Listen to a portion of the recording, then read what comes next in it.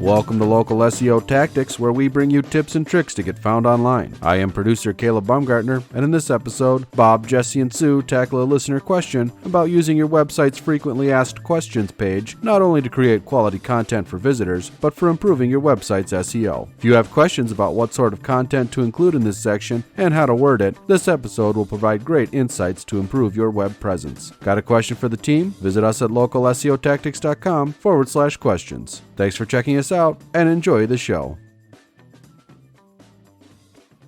Welcome back to Local SEO Tactics, where we bring you tips and tricks to get found online. I'm your host, Jesse Dolan, here with Bob Brennan, Sue Ginsberg, here to answer questions from the realm of SEO. Sue, we've seen this background before. We're out of Austin, Texas today. What's going on down south? COVID is rampant in Austin, Texas these days, and the governor has it.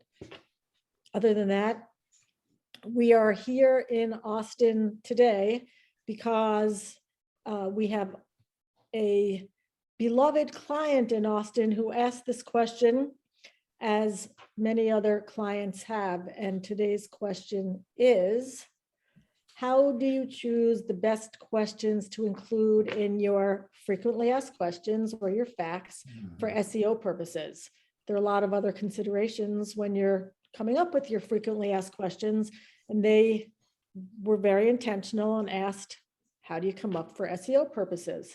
So hats off to Aegis for asking this, and to all the other clients who have either asked it or wondered it. The quote for today is, a smart person will give smart answers, but a wise person will ask smart questions. Ooh. Isn't that great? Yeah, so I could not find, this was anonymous. I could not find who said this. So Jesse, with your permission, if anybody knows who said this, can we give them a free t-shirt if they let us know? Oh yeah, absolutely. Email us, call it in, whatever. That'd be cool. It's a great quote. So yeah. Isn't that great? Yeah.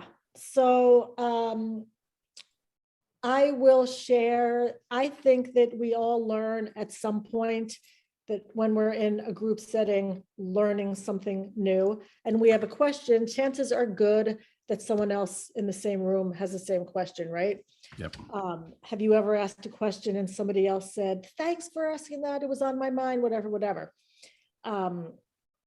Story I'll share. So I was a statistics major back in the day, and in the upper level classes where there were more letters on the board than numbers, I was frequently lost and I had a lot of questions trying to figure out what was going on here. I was often intimidated, thinking, oh my God, like I must be dumber than the rest and whatever. And being lost most of the time, most class times I had questions. When I would muster up my courage to ask the question, always 100% of the time, someone would come up to me after class and say, thanks for asking that question. I had the same question. I didn't want to ask it, whatever. So now if somebody ever asks a question that I had, I always make a point of going up to them and saying, thank you for asking that question. I had the same question. I don't know if anybody else can relate to this. I think the point being, there is no such thing as a dumb question, and you're probably just the brave one asking it, and everybody else wants to, or many other people want to know. Why does it always take so much courage? Like, in all seriousness, right? You both know I was just at a mastermind the other weekend, and we led with this topic of ask questions. Like, this is where we're here to learn. Like, it's such a thing that we're all afraid to ask questions, right? And we literally address it on the front side.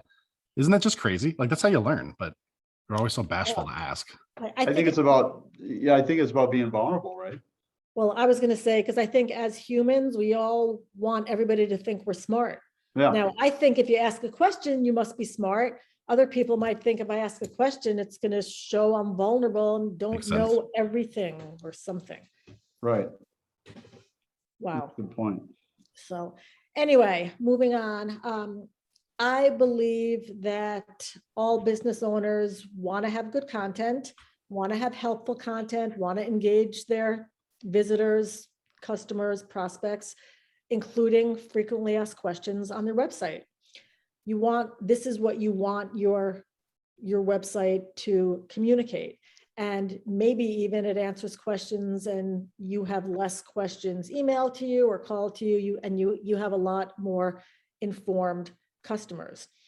So I think they bring up a really good question. How do you know which questions to include? Are they the questions that your past customers have? Are they the questions that you once had? How do you know? And again, back to our great client in Austin, they did a really, really nice job of creating pages of questions and very thoughtful answers for their website. And then they realized, wow, like each of these questions we can use as a blog post, because each question is a subject unto itself. They've been in business many, many years, have probably fielded hundreds of questions, and just went back to some of those questions and jotted down the answers and put them up on the website as their frequently asked questions, thinking if somebody had these questions and were asking us, then I trust that other people like them are going to have those questions too. And I think that even people who think they know the answer to questions, and I'll speak from my own experience, you may learn something new when somebody else asks it and you see what the answer is. So I love this question. I think it's really good. I'm a big fan of frequently asked questions on websites. And I would just ask our listeners, the business owners out there, how much have you thought about your frequently asked questions and the answers? What's up there? What's the impact of them? And how have you determined which questions you put up there? Also, adding in there, have you thought about it from an SEO standpoint? Is that a factor when you're considering these, or is it a factor when you're answering these, or both? So let's ask Jesse and Bob, the SEO experts. What do you think, and where does SEO come into deciding which frequently asked questions are put on the website, and also the answers to those questions? Thanks, Sue. I'll talk from the SEO perspective, and I know Bob will chime in as we were discussing right before we hit record here on more of the client conversion side, right? This is definitely a double-edged question. Having FAQs, questions and answers, however you want to frame it up on your site, is great for multiple reasons. From the SEO side, as you're kind of mentioning, creating content for your website is something that can be, a little burdensome, labor intensive, and sometimes a little bit of a mind bender, for clients or business managers, owners, whatever it is, whoever's doing your website. Creating content is a challenge. In some cases, to rank a page, or to better optimize a page, you need more content, right? We find that a lot when we take over a new client and work on their website. They might have some good information, it's just not extensive enough, right? And to sit down and well, how can I talk more about my product or my service or my company or the client position, whatever. A great way to just add content to pages is questions and answers, FAQs. It's kind of like your quote earlier. I mean, asking a question allows a conversation to start to happen, right? I mean, that's not exactly what your quote was, but that's kind of the spirit of the wise person, ask a question and then, things will follow. And if you can just sit down and try to answer some questions, if you're trying to write content for your website, answering some questions can be a lot easier than try to define some position or statement or benefits, So right there, it's easy to create content in that kind of question and answer format. You can add that to any given page. And then like you're saying, it's also great to take all that. Let's just say if you have, 5 or 10 or 15 like product or service pages, add a couple or few FAQs to each page, and then take all those FAQs, mash them together and have one giant, master FAQ page with all of them just as a resource. And then you can run with those FAQs and create blog posts and expand on it. It's just a great kind of brainstorming concept for content. Now, working specifically SEO into it, just like everything else, if we're writing content on our site, we want to be intentional about the keywords that we're using. So if you have a particular question that you're trying to answer, can you work your, whatever page it is you're talking about, if it's this service, again, auto repair, make sure the question has word auto repair in it, right? That the answer says auto repair or things related to auto repair.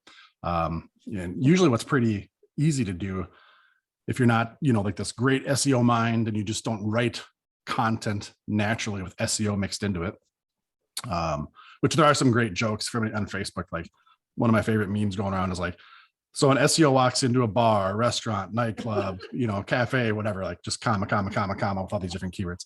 But that's kind of like if you're an SEO, quote unquote. In Austin, Texas. Right. if you're an SEO, you just naturally start to write content with keywords because you kind of get familiar with it. But if you're listening to this and you're not an SEO expert, right, and you just need to write content, write your content, write these FAQs, write your question, write your answer, then take a second stage and go, like, what is this about? What's my main keywords? And then just go replace some words, right? Mix in the keywords, mix in the variations, for those keywords in that. And it's a great way to create content. If you're not sure, what questions are there, right? Which is kind of another part of it. If you don't know where to start on that, we've talked about it before and we'll put it in the show notes. There's a great resource called answerthepublic.com, where it's just kind of a database of questions that people ask online. It's kind of like a keyword tool, but it's for questions, and that kind of helps you out. You can just type in your topic and kind of explore that. Also, what you can do is type in some of your product or service keywords into Google, and usually, I shouldn't say that. Sometimes you'll see some FAQs kind of pop up in there. Maybe try some different markets. If you're in Minneapolis, whatever, do some searches for Chicago and St. Louis and just other markets. If you're not finding anything on some immediate searches, sometimes what Google will do is, let's just say if you search for auto repair Minneapolis, and then click, let's say, on a result, and then click back to Google, or maybe even redo the search again, Google will then, like somewhere mid-page, pop open a box that has people also ask. It's not the people also search for, which is at the bottom of every search result page. By redoing a search, you can trigger, sometimes depending on the term, Google will have a little box with 2, 3, or 5 like lines of questions, and those can be great questions for you to kind of have a jump off point, right? So, and same thing there, get inspired by that question, don't copy it exactly, give your own original answer, and then come back later and work in your keywords. Great way to add SEO content to your site, paid to your pages, in a pretty simple way that doesn't require a lot of creative writing skills, right? If you're knowledgeable about your product, your service, your company, this should be something that you can type out pretty easy compared. So I think it's a great question, Sue, and there's a lot of SEO benefits there. Bob, throw it over to you if you want to talk about why answering questions is so important, as Sue kind of alluded to. Yeah, I mean, it really comes down, when I work with businesses or people within our own business, I tell them it really just comes down to time and money, and that the consumer wants to know basically 2 things. How much is it going to cost and how long is it going to take? And then along with that, you work with your team and just say, hey, what, and listen to calls. If you are recording your calls, your clients will tell you what they want. They'll tell you what they're asking questions for. And if you can publish that somehow on your landing page, or your money page where people are landing, and that's a huge conversion feature when you can do it. It's interesting because I'll work with auto repair clients and listen to their calls, and their team is like, well, I can't give you a price over the phone. You're just going to have to bring it in and we're going to have to take a look at it. Like, really? Like, I got nothing better to do to drive over and, have you, without any kind of idea what you're going to charge me, Right. what I mean? And that's where you don't necessarily need to give away the store in terms of information, but you do need to give them a reason to at least call you or stop by, or, give them bookends and just say, hey, most jobs are between this and this, call us for more details or stop by and give you a firm estimate or whatever the case is. So I don't know if that makes sense. You really need to lean on your people, ask them what clients are asking, or directly ask, listen to your recordings, to figure that out. Now, the other side of that is if your competition isn't giving that information away, and they are that auto repair place that says, hey, come in, you know, you can hang out in our waiting room for 3 hours until we figure out what it is, then there's your opportunity, right? Where you can again, you don't need to be the cheapest, but you just need to have definitions. And in some ways, it might give you a better client that's willing to pay more because you're willing to get them taken care of in this period of time, because it's time and money. And for some people, money's more important because they have all the time in the world. And for others, they don't have a lot of time and are willing to pay, 50x, percent more, or whatever the case is. So that's my spin on it from like a conversion perspective. I think there's an element too of kind of like what Sue was mentioning earlier of answering questions, right, can reduce some of the burden on your labor too. We've seen that a lot with some of the scripting you've done with people for the call handling and call management. Like, just in this case, it's not quite the same question and answer type on your web page, but if you hear these questions over and over, like, these can be statements you make, like, hey, you don't have to wait, we'll quote you right now, just ask us, what you're looking for, just like whatever it is, make those declarative deals. Because again, so like you say on the front side, people are so afraid to ask questions. But when you can look at, I don't know about you guys, like you go shopping on Amazon, you got your products, you got the reviews, but then there's the questions. And I will look at those a lot. Just what kind of questions are people having about this? Are things breaking? Are they having a hard time installing this thing or whatever? It's just a great resource area. And I think it really, to your point, Bob, makes you seem more knowledgeable, more premium, the more information, that you have. Yeah, you can take some burden off your team. Yeah, it can help you for SEO, but then also for this conversion point, you just seem like, well, literally, you seem like you have all the answers, right? Well, and I'll just say too, real quick, is and we've seen this, Jess, where we for a lot of our clients, the key metric we watch is phone calls, right? Yeah. And within our own businesses, we'll make some of those changes, answer some of those questions, publish some of those prices, and put some of those constraints out there, and our phone calls go down, right? And we're like, geez, what, now what are we doing, type of a thing. And we'll find out days later from our team, they're like, these are the best numbers, business volume we've ever done, just to find out it's like people are not calling to confirm things. People are like seeing the price, seeing the time constraint, saying, I'm there, and they get in their car and they go, so to speak. And then that like you said, it brings the call volume down, but then the actual revenue goes up and the foot traffic goes up because they got their questions answered. They got what they needed and they're on their way, so to speak. Yep. And that those are, for small businesses and those of us that are not, MBAs or anything, those are different metrics and interesting results in terms of affecting your web stuff. Yep. So. I'll also add from my own consumer perspective, if I'm on a website looking at something or on Amazon and the questions are just so off base, they're not real questions about the product or service, they're planned. Well, exactly. And it's very frustrating to me, and it definitely affects how I think about that business. It's like, come on, give me the questions that I really want to know the answer to, not these planted ones that make you look good. Right. No, it's all about, we say the same thing, kind of like reviews, running a good business. There's certain things as smart, educated consumers nowadays, right? The more the digital evolution and all this has happened, the more we're getting smarter. If you're running a good business, you're going to get, a lot of reviews, right? Just because people are happy to leave you reviews.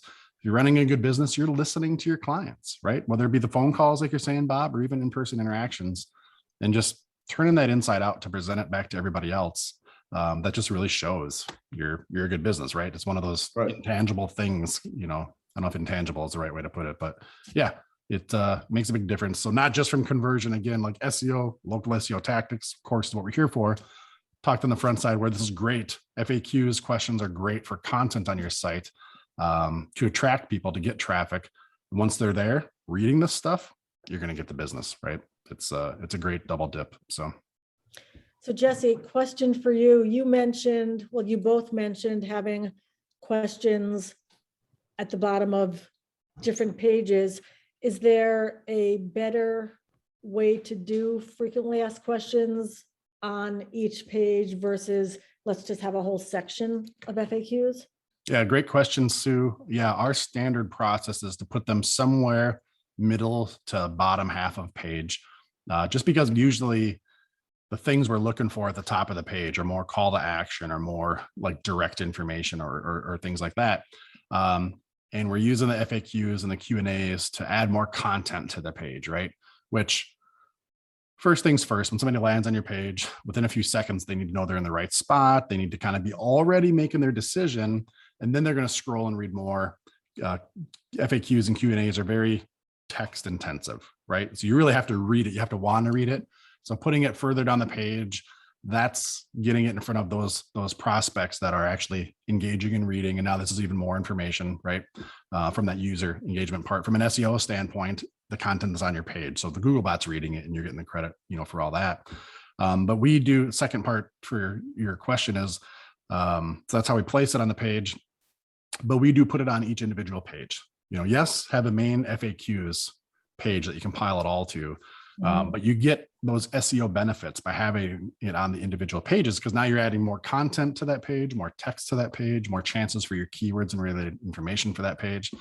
And it's a great benefit to have it on those pages. You don't need it on every page of your website, to be clear. But like Bobby saying, your money pages, your landing pages, your primary product or service pages you're trying to rank, pages you need more content, more keyword density on. It's a great way to add to it. Great. Love that. Anything else from you, Bob? No, I think Jesse did a good job covering it. And I think, it's just listening to your customer as much as possible. If you're annoyed with your customer, that's a good sign that you're not hearing them. And that's the question that you need to put. You're like, I got to answer this again. No, that's the question you got to put on your site. So, make your job easier, right? Yeah, put it out there. Yeah. Direct, if it's directions, it's what I mean, questions you're tired of answering, guess what? That needs to be on your site. Yep. Wow.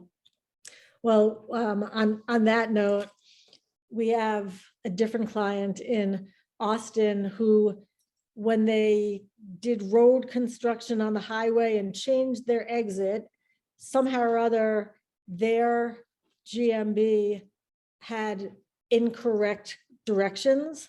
So they were constantly getting people calling saying, hey, I'm at this lumber store, this lumber yard, whatever, and this is where Google led me. Where are you? And then when we started working with them, thankfully, we were able to get that corrected. And she said, heard the number of phone calls that she was getting from everybody going there significantly dropped because now Google was directing them to the right place.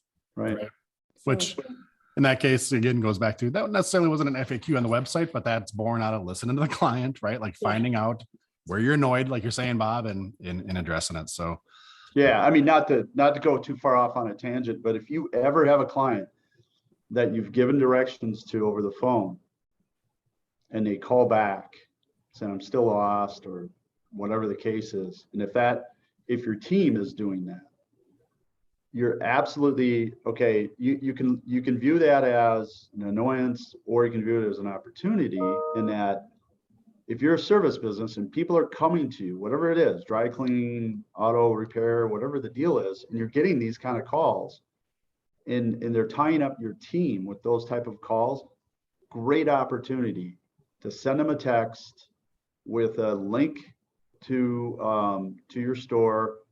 And Jesse, you kind of brought this up, like a Google link, like through Google Maps would be ideal, because then that gets you a little more SEO. Yeah. Doesn't it? A little more juice, so to speak? It's something we'll dive into a little more in depth on a future episode, but basically driving directions is what you're talking about. Right. Little bonus nugget here. Essentially, if you're going to go visit Bob at his auto repair shop, if you pulled up Google on your phone and typed in the address or the business name and, did directions and then used that to navigate, to Bob's location, Google's aware of that, right? Like I'm not talking about Apple Maps navigation. We're explicitly in this scenario for what Bob's saying. We're talking about Google Maps and Google driving directions. Google is aware that you were in this place of town or suburb or metro and you're driving to this business, right? That's a real signal from the real world about the relevancy, the authority, and trustworthiness to an extent of Bob's business. And so wherever possible, if people, to Bob's point is, if people are driving to your location and if you're relaying directions to them or providing them directions, if you can send them a text that triggers the navigation to pop up through Google Maps and can show Google that I've got people coming from the Northwest, from the Southeast, from downtown, up, down, like everybody's coming from these quadrants to my business. That's how you start to impact the proximity on your Google My Business location and start to be shown further away because Google's like, wow, everybody's coming from 7 corners of the world to visit these folks. So yeah, that's kind of a little bit of a trick and a hack that we're going to dive into in future episodes. Like Bob's saying, that the easiest way is to just put this in the hands of the people that are already driving to your location and just roll out the red carpet for them to utilize the tool in that way. I guess as a little bit of a teaser, if anybody likes that, that is a technology we can deploy. We can make it easy for you to send this information to your clients with a text message, kind of build it right into a form on your website without, like you said, without going too much on a tangent. If anybody's interested, just go to intrix.com, reach out to us, send Sue an email, use a contact form, whatever it is, we'll get the discussion going. It can be a great tool to not only get those clients to your door, right? Which is a thing, but also to send these signals to Google at the same time and help the ranking of your GMB and just kind of pump that flywheel. So yeah, good little side topic there for sure. Great. That's brilliant. And helpful, truly, genuinely helpful to the visitor too. Yeah, sure. Yeah, if they're not frustrated, if they're happy, that's what you want. You want them coming through the door happy, not frustrated. Okay, we're not good at directions or we're not good at driving or whatever it might be, but they're frustrated and they're going to take that frustration on you one way or the other. So you want to try to keep them, you got to, like they say, you got to fix the customer first and then fix their problem. So absolutely. I like that. Okay. If you remember one thing and one thing only, your frequently asked questions are bigger than just Q&A. They're part of your website's user friendliness and part of how you add value to your website visitors. Can they help SEO? Yes.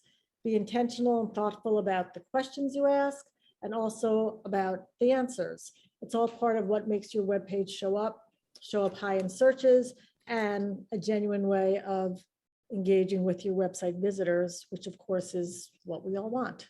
Yep.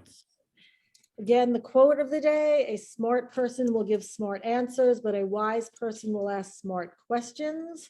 And if you can send us the author of that quote, then you get to wear one of these high test Intrix t-shirts.